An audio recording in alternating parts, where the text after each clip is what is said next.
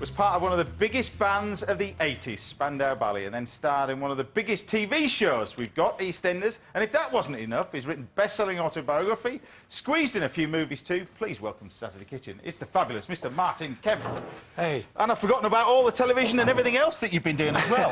Is there anything that you haven't done? No, you know, I kind of see my job as spinning plates. Yeah. You know, when one falls off, I run to the other side and on the other side and keep them all going. It is like that, but it must have been quite difficult to go from something like, I mean, one of the biggest bands of the 80s, to then go into acting and be taken kind of seriously. Well, not really. You know, I was at drama school when I was 7 years old, so I was there for 10 years. So that was your first love, Yeah, then? I was there for 10 years. So I did all those 70s shows like Comedy Playhouse, Play for Today, all of those. Jack and Ori. Yeah, Jack and Ori. Jack and Ori.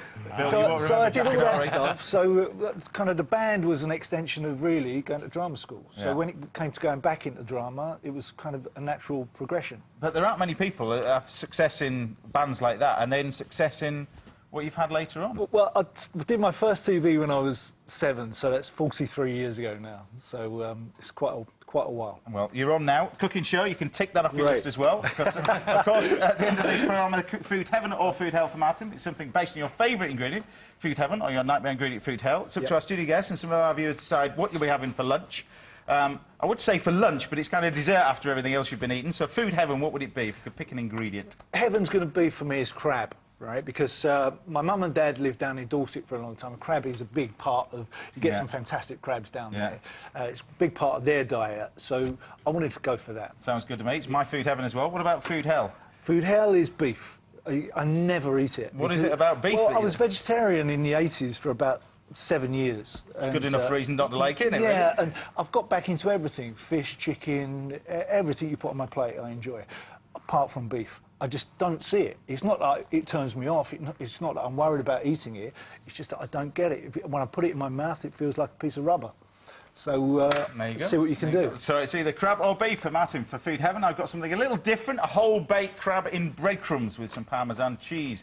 The crab meat is tossed in a sauce made of fish stock, mustard, lemon juice and a touch of cayenne, then put back in the shell, covered with breadcrumbs, Parmesan cheese, and it's simply served with a pickled shallot and bib lettuce salad on the side. Sounds good? Sounds great. Making mackerel nasi goreng. Next time I go fishing, but no time for that this week, sadly. But I've been busy in the garden, and this year's been a great year for the garden, because obviously we've had a fair bit of rain and a little bit of sunshine, but it's produced amazing tomatoes, and these are my tomatoes out of my garden. A little bit squashed because they've been in the back of my motorbike for 60 miles on the way up here. They look fantastic. You should see mine. Mine are all out of shape and green and... Well, that's how they should be, kind of, really. But I have to leave all mine on the windowsill. You know. But these are the shop board, just to show you the definition in colour, and that's how I think tomatoes should be, gnarly and broken up. And I thought we'd do a little simple soup to go with this. A very quick and simple tomato soup, because it's going to be cooked in literally 4 or 5 minutes. It's very, very simple. We've got the tomatoes, a little bit of thyme, some basil, chilies, garlic, onions. We've got a touch of cream, of course, a little bit of sugar to sweeten them up a touch, and then some creme fraiche, some stock, a little bit of coriander, and then tomato puree you can use if you use the shop-bought tomatoes, because you don't really get the flavour. The English tomatoes are still good. But what we're going to do, first of all, is get our stock on, first of all. This is some chicken stock, but you can use some beef stock, of course. See, I had this the other day at home, right? I said to... I was at home and I was just about to make a salad with some of our tomatoes from the garden. Yeah. And Shirley said to me, can we not pop round the shop and buy some? I said, well, what's the difference? She said, I never fancy them from the garden. What's the point, then? I don't know. I think she sees the mud and the sticks that go with them. Yeah, that's the whole point about growing your own Tommies. Yeah, of course, that's what I said. But anyway, she went round the shop and got some. So olive oil, straight in there. And what we're going to do is basically just seal these down on one side. Just to colour these, because this soup is going to be cooked in real time, so we just basically colour them to get a bit of flavour in there as well, so you almost char them a bit as well while they're cooking. Now, I mentioned at the top of the show, because acting was in your blood for such a young age, you and your brother. Yeah. And that's what really got you started in your terms of career, because you got spotted at a very, very young age. Well, yeah, I mean, one of the first things I ever did on television, was, like you mentioned earlier, was Jack and Ori with my brother. And then I went into Spandau Ballet after, when I was 17 with my brother. And the first thing after Spandau Ballet that we did, we were offered the movie The Cray Twins, which was with him again. So all my life I spent with him. Yeah. And, you know, even last year we were back together with a band working together, which has been a pleasure, really, to be honest. But acting has been a very, very strong influence all the way through. but obviously the band, can't not talk to you without talking about the band. How did it all start then? Was it you and your brother that set it up and others joined, or...? No, it was my brother's band. It was a school band that he had when he was like 15. And the minute it started to we realised it was going to be successful, my mum said to him, listen, you've got to put Martin in. Really? So I wasn't stupid, you know, I just hung on to his coat. Yeah, good mum, yeah. And went for the ride. So, I mean, that's the truth of it, really. But we had a fantastic, 12 years of success, which, you know, is hard to get in that business. But was it right that, you know, you couldn't play an instrument when he first started? Oh, yeah. My brother said to me, we're looking for a new bass player. We've got a show in 3 weeks' time. Do you want to do it? And I sat down and I thought, well, it's now or never, you know. Yeah. So I picked up the guitar, the bass guitar, and he showed me some of the chords, and I was away. And 3 weeks' time later, I was playing a show with them.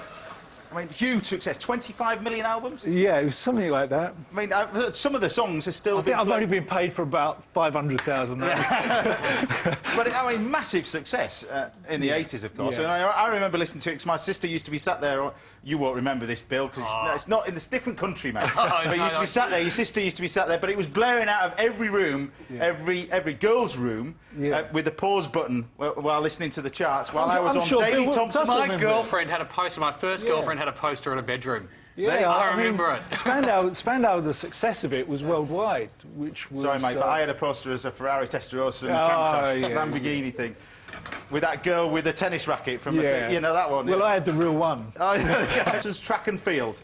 So it's lost on Bill, but you were saying that you actually did it in the 80s, did you? You played all those computer games as well. Oh yeah, absolutely. Well, I still do. I'm a big fan of all that stuff. Yeah. You know, it's like, you know, in our house is me and my boy, and we sit in front of the TV. We're either watching the football, a movie, or we're playing Call of Duty. You know, that's, kids don't know the ball now. It's all that fancy stuff now. It's got to be like.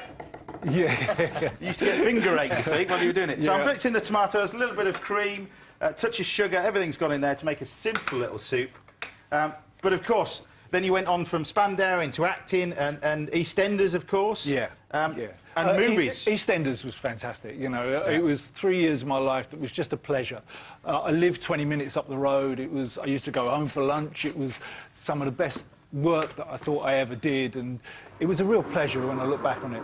But, I mean, one thing that I watched, and I did genuinely watch it last night, was The Craze, you and your brother. I mean, amazing. And it still holds the test of time, even now. Even now. I mean, a lot of the cast have passed on there. I mean, it's a good, 20 years old?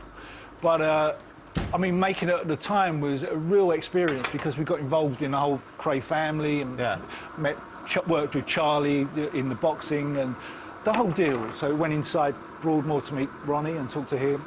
So it was a real good learning curve. But they're quite strong characters, what you play throughout your career, and hard-hitting characters.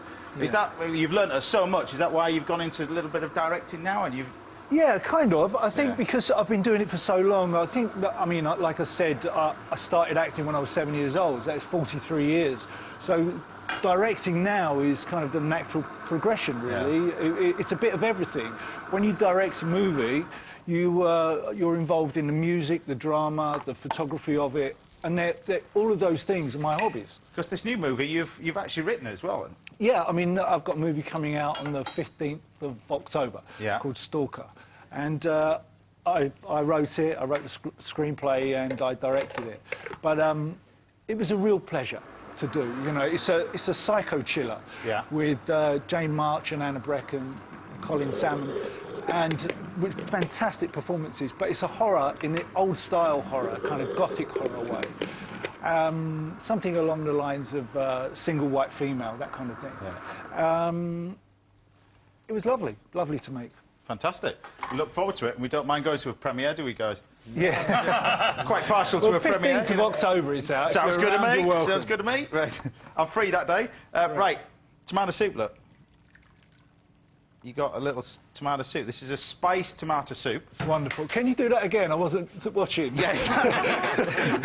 But it's very, very quick. It's literally, it's all done in real time. Tomatoes go in with everything else. And then what I've got in here is these dry tomatoes. A great way of using tomatoes, instead of putting them on the windowsill, do this, slow roast them. If you've got one of these little warming drawers, at home or a low oven after you finish doing your Sunday lunch, place the tomatoes in and just basically shut the door and leave them. That's a great way to cook everything, though, because I cook a lot of fruit like this. Yeah. And it's beautiful. You just time it so that as soon as you finish Sunday lunch... It's delicious. You pull it out of the oven and the fruit's slow roasted. It's beautiful. But slow roasting stuff like that, that's your little bit of tomatoes, and then you've got some of this leek oil.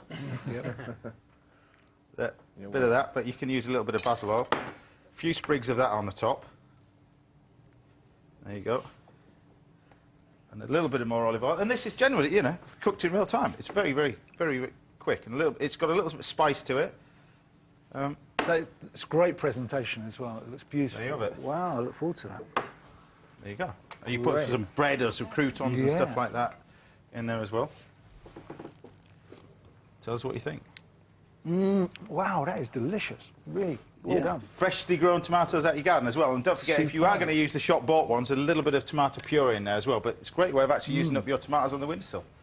Very good, very good. You can make that for your wife, you see. I will. Best luck with your new film. I'll have to play it back.